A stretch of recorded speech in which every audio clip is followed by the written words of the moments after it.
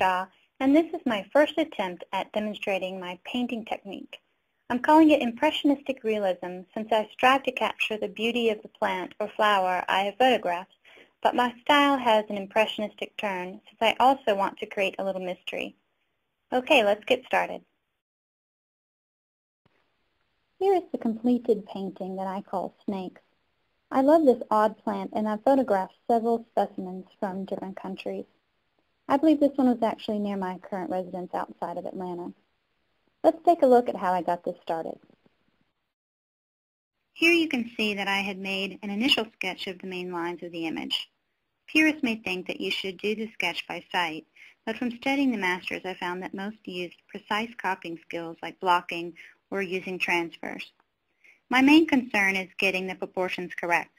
I don't want to get to the end and realize that I've gotten the proportions wrong. I want to focus on the painting. You can see that I've started the painting on the right side.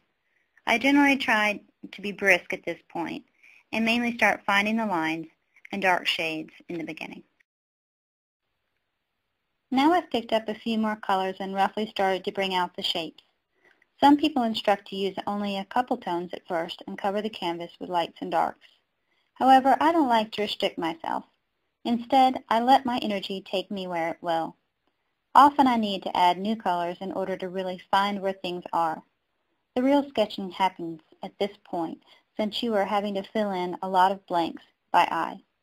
Even with a very precise sketch, often adjustments need to be made while painting. I would say this is my getting paint on the canvas stage. I use thin layers of oil paint mixed with odorless mineral spirits, so I know I will be going over each inch of this canvas at least 6 more times, so I'm not very concerned about getting the color perfect here. Mainly it's getting the shading in. Notice the color of the stem on the lower left. It will change in the next slide. At this point, I have completely covered the canvas, and at first glance you may think that it could be a finished work. When I look at it though, I don't see any area that is completely finished yet. This is when the real work gets started, and I begin to get more picky about the color and texture. Refinements have been made, and I have done much work on the darkest areas of the image. This is looking more lifelike now. At this stage, I tend to focus on individual subjects and may spend 3 hours layering and molding a 3-inch square area. I go back and forth using lights and darks many times until I get it just right. Now hard lines are smoothed and predictable shapes are made more sporadic and roughened. Nature is not perfect. You have to show the wormholes and damaged leaves. As I'm nearing the end, I look at the overall lighting and make sure that it is balanced and truthful. I had also left what I conceived as the hardest part for last. The curving stems are the focal point of this image and the most in focus, so they have to be right.